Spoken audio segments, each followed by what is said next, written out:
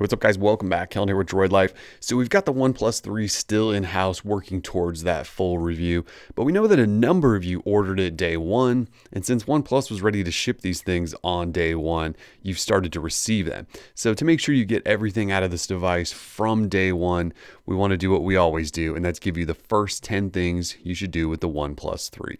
It's one of the first things we always tell you to do when a brand new phone has that little guy right there, which is a fingerprint reader, is set it up. It's there. You may as well use it.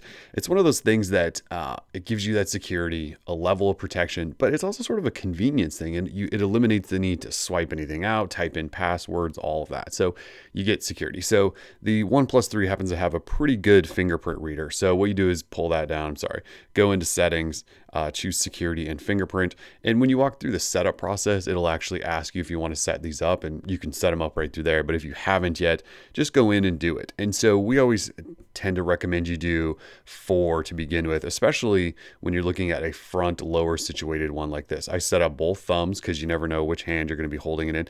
And then because it is a lower front chin setup, you can use your fingers when it's lying on a desk. So I have both of these fingers set up as well. And so I can quickly unlock if it's laying down or I'm holding it. So step 1 is almost always, if it includes it, set up that fingerprint reader.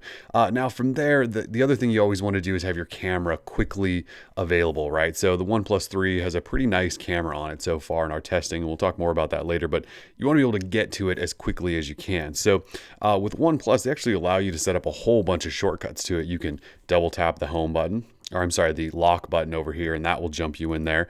If you're on the lock screen, there's a gesture where you can draw a circle, and that will get you in there. And then if you're just in the UI anywhere, you can actually double tap on the home button, and that will get you there as well. So when you have the OnePlus 3, the camera is always just a button or a swipe or a gesture away. So to set all of those up, there's a few things you're going to want to do. So if we go into settings, and scroll up here to displays, where you'll find the first one. I know this seems like an odd spot, but in display, there is a press power button twice for camera.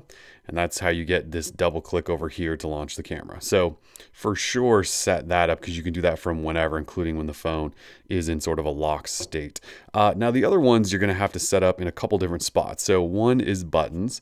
So we'll talk more about buttons in a second, but I have the on-screen nav buttons, but I also have the home button active. And so you can see right here under home button, there is a double tap action you can apply to that. And I have it as open camera. So that's why I can double tap, and that will then open the camera.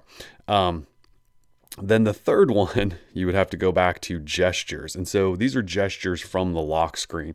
So if you're on the lock screen, you can just draw an O, and you want to check that box. You can just draw an O on your lock screen, and that will launch it as well. So a number of ways to get you quickly into the camera, which is something, again, we always like to do.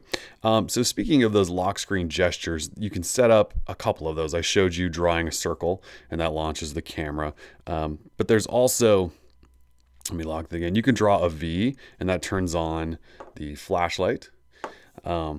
I don't know if a V, yeah, and another V will turn that back off. There's some other gestures that you can do to like change tracks, control music, and things like that. And so you'll find these in settings, gestures, and oh, I forgot, there's also double tap to wake, which you should definitely take control of. But there's music control here, where you can do a 2-finger swipe to play or pause. I haven't enabled that one yet, but of course, yeah, I forgot about double tap to wake, and that will just wake your device in case you want to just check notifications or something like that. All right, so I talked briefly about my on-screen button setup. This would be the next tip, and you got to decide if you want on-screen or if you want to use capacitive buttons. So I know you can't really see it, but there actually is a button here and one here, and you can enable those if you want. And actually out of the box, it comes with those enabled and this big button set up as a home button. I tend to prefer on-screen, but it's up to you. So there is a toggle in settings buttons right up here. You can tap that, and I don't know if you could see that, but these 2 little dots down here actually do light up. So you can kind of see the lit up right there. And so they don't look like a back button or a recent button, but they are actual buttons. And so let's go back in there to buttons. And so once you have those set up, you can then assign all sorts of shortcuts to them. So the home button, like I said, I have a double tap it to open the camera, but you can also long press, which does sort of Google Now. But with these 2 capacitive buttons, you can do things as well. So on your recents button, you could have it do A long press could do any of these things, like also launch the camera, open a voice search or something like that.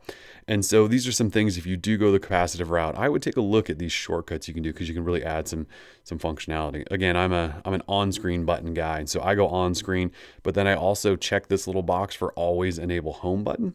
So I can always still tap that and it will take me back home, which is kind of a nice little shortcut. And then of course, enabling it also allows me to do that double tap action there.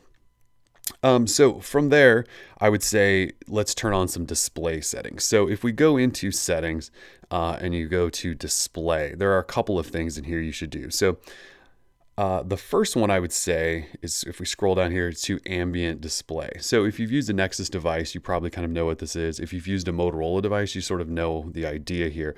And that's basically when you get a notification in, to have your device sort of wake up gently in sort of a black and white mode and show you what your notifications are. And then you can interact with that as well. And then the other thing I would say is proximity wake, which allows you to wake your device just by waving your hand over it.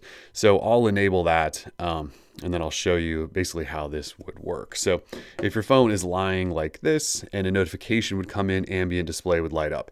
If you just want to check the time, you can just do a wave over it like that. And then you can see that will light up the clock and date. And if you had notifications, they would show up there as well. So if I unlock here, and I'll just take a screenshot just to get a notification up there. So if I do have a notification, I can just wave over it. Try that one more time. And then you can see a notification shows up there. So if I had Hangouts or Gmail or something like that, you guys get the idea. But it's one of those things that's really, really handy, and I highly suggest you take a look at it. Another tip here in the display settings would be checking the color balance and getting it sort of to where you want it to be. So you can drag this and you can see it gets cooler if I go that way, which means a little bit bluer and cooler. And if I go this way, it just gets a little more reddish, a little warmer. So you just kind of adjust that to where your eye likes to look.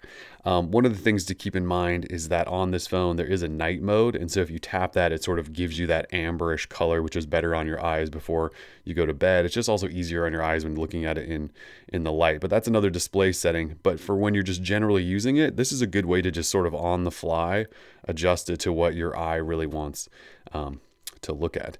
All right, so the next thing I would say is set up a battery saver option. So if we go into settings, battery, and you go into battery saver, there is an option in here where you can have your phone automatically go into a battery saving mode if you hit, say, 5 or 15%. You can see it here. You can actually turn it to go to never, or you can do it at 5 or 15%.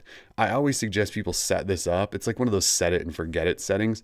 And I have mine set at 15%. And basically what that does is when you get to 15%, rather than you having to worry about turning everything off and adjusting things, it'll automatically then sort of go in, help improve battery life, reduce your device's performance a little bit, but it does so to sort of extend your battery. Because usually when you get to 15%, if you've got no charger around, right, you want to make sure that phone isn't dying on you. So again, it's just one of those set it and forget it things.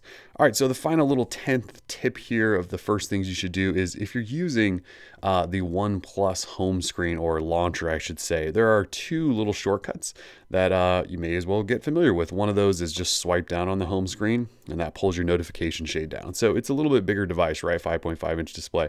So instead of having to reach all the way up there, just know that you can swipe down way down here, and it'll pull that down. And then the other direction, if you swipe up, it actually gets you into Google Now, or I'm sorry, just gets you into a search. So if you just swipe up right into a Google search, and then you can type out whatever you want to do. And that is pretty much it. Those are just the first 10 things you should do. We'll be back with more tips and tricks, full review. We'll talk about the camera, all that stuff. But if you do have the device already, that should be enough to get you going, at least out of the box. Comments, questions, let us know. We're Droid Life. Peace.